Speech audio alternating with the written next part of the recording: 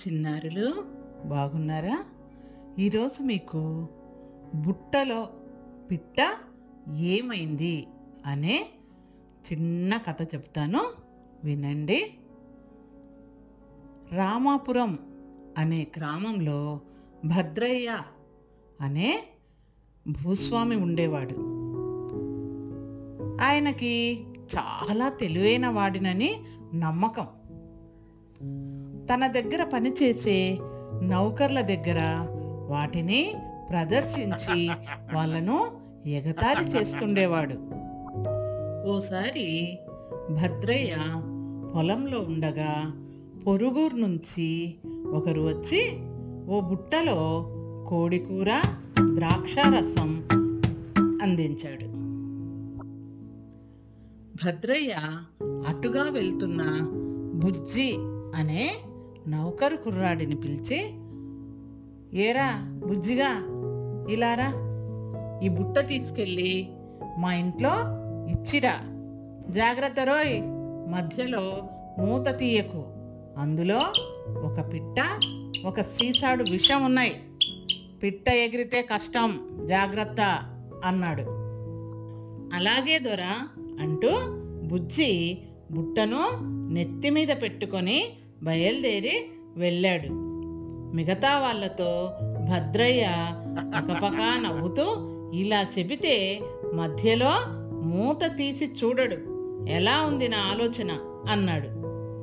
బుట్టతో బయలుదేరిన బుజ్జి అంతకంటే తెలివైనవాడు.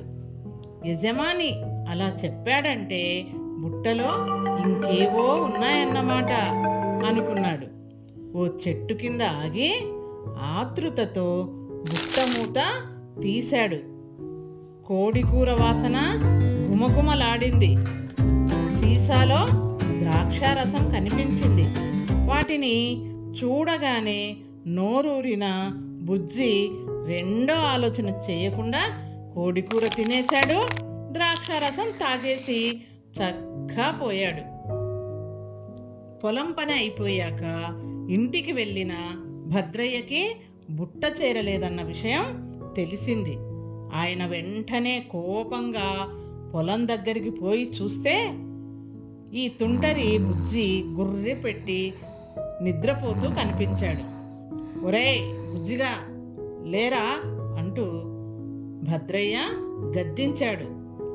చుట్టుపక్కల ఉన్న నౌకర్లంతా పరుగు పరుగున వచ్చి కుర్రాడిని లేపారు. ఏరా బుట్ట ఏదిరా అన్నాడు భద్రయ్య కోపంగా. బుజ్జి చటుక్కున లేచి, తప్పైపోయింది దొరా, బుట్టలో పిట్ట ఎగిరిపోతుందేమోనని భయంతో నేను అడవిలో జాగ్రత్తగా నడిచి వెళ్తుంటే కాలికి రాయి తగిలి తూలిపడ్డానయ్యా. మూత లేచి పిట్ట ఎగిరిపోయిందయ్యా. ఛీ, ఎర్రిబాగలోని యజమాని చెప్పిన పని చేయలేని బతుకెందుకు అని చచ్చిపోదామనుకొని విషాన్ని కూడా తాగేశానయ్యా. ఇంకా నేను చావలేదా? అయ్యో, ఎందుకు చావలేదో అన్నాడు వినయంగా చేతులు కట్టుకొని. తాను ఎగతాళిగా అన్న మాటలు తనకే తిప్పికొట్టిన వాడి తెలివికి భూస్వామి అయిన భద్రయ్యకి పొంగుమని ఏమీ మాట్లాడలేక ఊరుకుండిపోయాడు. విన్నారుగా చిన్నారులు? తాడిని తన్నేవాడుంటే వాడి తల తన్నేవాడుంటాడు. తాడి అంటే తాటి చెట్టు, చాలా పొడవుగా ఉంటుంది కదా, కానీ అంత పొడవు ఉండేవాడిని కూడా తన్నగలిగేవాడు ఉంటాడు. అర్థం ఏంటంటే ప్రపంచంలో ఏ ఒక్క వ్యక్తి తాను అధికుడిని అని అనుకోరాదు. అంతకంటే అధికుడైన వాడు తప్పక ఉంటాడు. అర్థమైందా? మళ్ళీ ఇంకో కథ చెబుతాను.